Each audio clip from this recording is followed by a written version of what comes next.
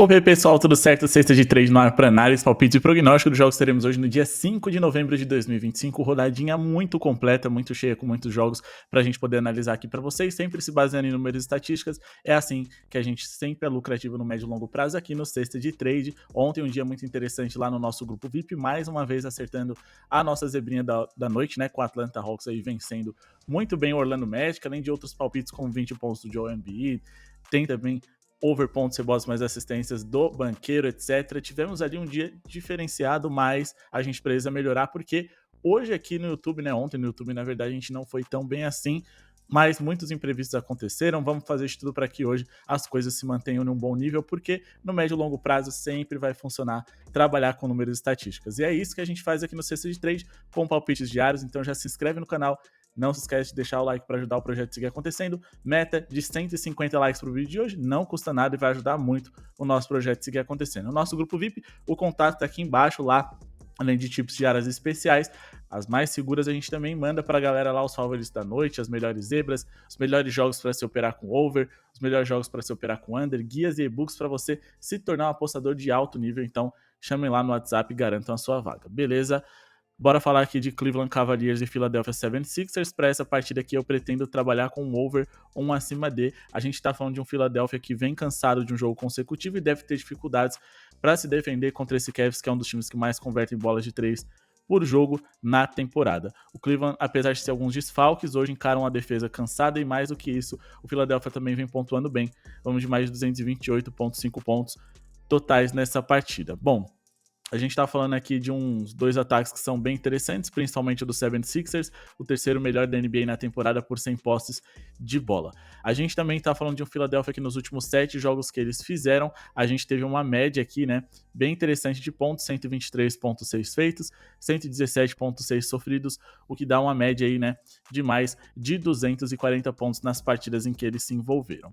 Eles se envolveram contra muitos times ali que nem sabiam, né, nem tem tanta capacidade de pontuar em alto nível, como o Hornets, Orlando Magic, o Brooklyn Nets e esse Boston Celtics 2 vezes extremamente desfalcado. Mesmo assim eles sofreram muitos pontos, mas também conseguiram pontuar muito bem. É isso que eu espero para a partida de hoje. Finalizando aqui, falando um pouco a respeito do próprio Cavs, que tem excelentes jogadores que podem ferir bem esse garrafão do 76ers, que pode estar fragilizado sem Embiid, já que ele costuma não jogar partidas consecutivas. A gente está falando de um Cavs que marcou 114,1 pontos, sofreu aí 113,9, o que dá uma média de 228 nas partidas em que eles se envolveram, mas eles poucas vezes enfrentaram um time tão over como esse Philadelphia 76ers. Para falar a verdade, enfrentaram pouquíssimas vezes e mesmo assim eles têm uma média de pontuação bem interessante pra gente buscar hoje, beleza? Vamos falar agora aqui a respeito de um jogador. Na partida entre Detroit Pistons e Utah Jazz, a gente quer mais de 9,5 assistências do Cade Cunningham, o principal jogador desse Detroit Pistons, e que encara hoje em casa uma defesa bem ruim. A defesa do Utah Jazz nas últimas temporadas foi uma das piores da NBA, e os números ainda estão se construindo para que eles sejam de fato uma defesa ruim. O Cade Cunningham é uma marca de duplo-duplo e até de triplo-duplo, uma máquina que, mesmo jogando na posição de armador, consegue fazer com frequência, né, esses duplos-duplos, mas eu espero que acima de tudo ele vá bem nas assistências. O Jazz é uma das 10 piores defesas da NBA por 100 posses de bola, já chegaram nesse status, e a gente tá falando aqui de um time, no caso o Utah Jazz, que é o terceiro que mais cede assistências em geral por jogo em toda a NBA. Quando a gente fala aqui a respeito de defesa versus posição, ou seja, para posição de armador, a gente tem números ainda mais interessantes, já que o Utah Jazz é um dos 3 times que mais cedem assistências para armadores em toda a NBA, beleza? Como vocês podem ver, somente o Los Angeles Clippers cede mais assistências por jogo para jogadores da posição do Cade em toda a temporada. Nos últimos 3 jogos, o Cade Cunningham teve média de 12 assistências por jogo, enfrentando Memphis, Dallas e Orlando Magic, times que nem são tão convidativos assim para você trabalhar com as assistências. Já que o Orlando Magic é o 7º time que menos cede assistências por jogo em toda a NBA, o Dallas também é um dos 10 que menos cedem, e quando a gente fala aqui de Memphis, aí sim, um time que cede um pouquinho mais de assistências por jogo, mas ainda assim nem tá no mesmo nível de assistências cedidas por partida que o Utah Jazz tá, beleza? Quando a gente pega aqui os números do Cade Cunningham no Betting Pros, podemos observar que ele tem muitas chances aqui para hoje. Por quê? Porque simplesmente 7 dos últimos 7 armadores, jogadores com características e posição semelhante à dele, que enfrentaram recentemente o Utah Jazz, foram over nas suas assistências. Derek White, Colin Sexton, Devin Booker, Drew Holiday, Colin Gillespie, o Russell Westbrook também, o James Harden, todos foram muito bem, e alguns dos melhores passadores, como por exemplo o James Harden, completaram para 11, o que também é muito positivo. Beleza? Vamos falar agora aqui a respeito de Indiana Pacers e Brooklyn Nets. Aqui a gente pretende trabalhar com handicap negativo favorável ao Indiana Pacers. Eu não tô tão seguro aqui de operar com Indiana Pacers, tá? A gente tá falando aqui de uma rodada muito cheia, que tem muita coisa melhor, mas o meu comprometimento é trazer o máximo de tips aqui para vocês, avaliar o máximo que eu posso de jogos, dá muito trabalho, a gente sempre demora horas estudando aqui para vocês, mesmo em jogos que às vezes a gente não tem tanto interesse, mas a gente acha que a melhor opção para essa partida é esse handicap menos 3.5, ou seja, o Indiana para vencer por 4 de vantagem ou mais. E para poder mostrar que vocês são gratos por todo esse estudo aí, esse material que a gente traz para vocês, deixa o like, como eu digo para vocês, sempre ajuda, compartilha esse vídeo naquele seu grupo de WhatsApp que gosta de fazer uma fezinha, que gosta de basquete, e mesmo que vocês discordem de tudo que a gente tá falando, comenta aqui embaixo por que vocês discordam, vai ajudar muita gente, todo mundo tem muito a aprender um com o outro aqui. Bom, por que a gente acredita nisso? Acima de tudo pela ruindade do Nets, mas eu tenho uma filosofia há anos nesse canal, desde que a gente começou, que é depender da ruindade dos outros para além da qualidade do time que você está a favor, não é algo muito bom, tá? Você precisa ter um time confiável do seu lado e um time do outro lado ruim. Depender só da ruindade do rival, sendo que seu time não é tão bom, não é a melhor coisa a se fazer, mas ainda assim é um Brooklyn Nets que é a pior defesa da NBA por 100 posses de bola. Ofensivamente, o Brooklyn Nets é um dos 10 piores ataques por 100 posses de bola. E o net rating deles, que é o saldo a cada 100 posses de bola. Quantos pontos você faz, menos quantos pontos você sofre. É de menos 15,5 pontos a cada 100 posses, o que é simplesmente terrível, tá? O aproveitamento deles em rebotes também é um dos 10 piores da NBA, e rebote ganha jogo, e se a gente for pegar aqui os últimos 8 jogos, ou seja, todos os jogos recortados dos Nets na temporada até aqui, eles sofreram 125,8 pontos nos últimos 8 jogos, fizeram 111, o que dá uma diferença média de 14,8 pontos de vantagem para os seus rivais. Considerando só nessa temporada aqui do Charlotte Hornets até o Minnesota Timberwolves, eles só conseguiram cobrir esse handicap, ou seja, vencer, ou na verdade nem vencer porque eles perderam todos os jogos ali, se manter perto do placar ali dos seus rivais por 5 de vantagem, ali algo parecido, aqui contra o Atlanta Hawks, ainda assim esse handicap de menos 3,5 teria sido batido. Beleza? Lembrando que a gente só traz aqui palpites dos jogos que a gente acha que tem coisas mais interessantes para se fazer. E no confronto entre Boston Celtics e Wizards é mais um deles. Aqui a gente vai trabalhar com um jogador, tá? A gente também espera um over nas assistências. O Wizards é uma das piores defesas da NBA por 100 posses de bola. Eles são também um dos times mais rápidos da liga, então eles gastam um pouco o relógio dentro das partidas dos Wizards. A gente tem mais posses de bola por minuto do que o normal, e o Boston Celtics não é um time tão dominante assim para poder fazer um blowout com facilidade. O Derrick White deve ter tempo de quadra suficiente para conseguir pelo menos 5 assistências, tá? É isso que a gente espera hoje, principalmente com ele jogando dentro de casa e contra um rival que cede muitas assistências. Hoje a gente tem muitos times que cedem muitas assistências em quadra hoje, e a equipe do Washington Wizards é uma delas, tá? A quarta que mais cede assistências por jogo, nos últimos 3 jogos a terceira que mais cedeu, com 31 assistências cedidas por partida. O que encara hoje esse Wizards, que 6 dos últimos 7 armadores que enfrentaram esse time conseguiram ser over nas suas assistências, o que também é muito interessante. Alguns dos mais talentosos como LaMelo, Maxey, Shea e também Jalen Brunson ali conseguiram 7 assistências ou mais, tendo ali uma média bem acima dos últimos 5 armadores que eles enfrentaram de assistências criadas em relação ao que o Derrick White precisa para hoje, tá? Fazendo uma conta bem rápida aqui, a gente tem aí o que dá uma média aí de 8 assistências, né? 8 vezes 5 dá 40, um pouquinho mais, 8, alguma coisa assistências por jogo, o que também é muito acima daquilo que a gente busca para hoje quando a gente fala a respeito de Derrick White, que se por um lado não tem tantos jogadores de qualidade para fazer conexões hoje, para que as suas assistências sejam convertidas, ele tem ali um rival que se defende muito mal, tá? Por 100 posses de bola, o Wizards é a terceira pior defesa da NBA, e como eu disse para vocês, o Wizards é um time rápido, o segundo mais rápido da NBA, então a gente vai ter muitas posses de bola por minuto hoje para conseguir esse over, tá? E da mesma forma ali que a gente falou a respeito do Cade Cunningham, especificamente para a posição de armador, o Wizards está ali entre os 10 times que mais cedem assistências por jogo para jogadores da posição do nosso querido aqui Derrick White, que é armador atualmente, mas no geral ele sempre foi um ala armador, onde também o Wizards é um dos 10 times que mais cedem assistências por jogo. Beleza? Outra jogada interessante que ele pode produzir muitas assistências aqui, se formos no play type, é no pick and roll man. É nesse tipo de jogada aqui, onde os armadores fazem conexão com pivôs, e quando você tem um rival aqui que defende mal o pick and roll man, mesmo que o pivô do seu time não seja de tanta qualidade, é muito comum que você consiga converter esses passes em pontos, já que o Washington Wizards é o time que mais sofre pontos em pick and roll man na liga e também um dos times que mais cedem pontos para pivôs, não só nessa temporada, mas na temporada passada também, hoje sendo o segundo que mais cede pontos para jogadores dessa posição, beleza? E por falar em assistência, vamos aqui mais uma vez nas assistências. Dallas Mavericks encara o Pelicans. A gente tem aqui o D'Angelo Russell como meu jogador preferido para essa partida. Apesar de ser extremamente inconsistente, principalmente na arte de pontuar, o D'Angelo Russell mostrou que ele pode ser o principal armador desse time até que o Kyrie Irving volte. Eles tentaram um projeto ali Cooper Flag como armador, não deu muito certo, além de você sacrificar o principal jogador disponível de jogar na sua melhor posição. Então o caminho vem sendo colocar o D'Angelo Russell para jogo para fazer mais de 5.5 assistências.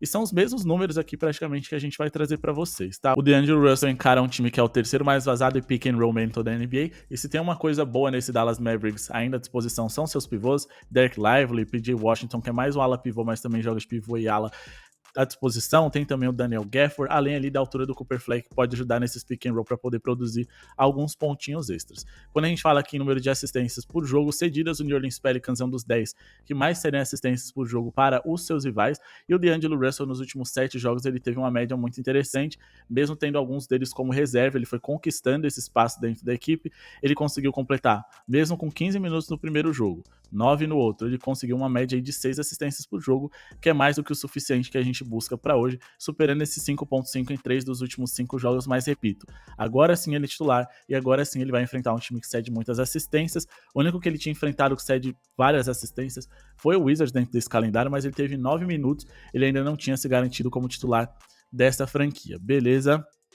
Quando a gente parte aqui para o Betting Pros, que é outro número que a gente gosta de analisar, esse site aqui é excelente para vocês darem uma olhada nessas estatísticas de jogador, e a gente vai fazer vídeo exclusivo explicando cada uma dessas ferramentas lá no nosso clube de membros. Então seja membro clicando aqui embaixo, o valor é simbólico e vocês vão ter acesso a muitos vídeos exclusivos. De acordo com o Betting Pros, o D'Angelo Russell é projetado para 6.1 assistências dentro dessa partida, e também 6 dos últimos 7 armadores que enfrentaram o New Orleans Pelicans foram over em suas assistências, incluindo o Colin Sexton, que não é um passador muito bom, enfrentou ontem o Pelicans que hoje vem cansado para esse segundo jogo consecutivo, consequentemente a sua defesa deve gerar mais espaços para que as assistências sejam convertidas, beleza?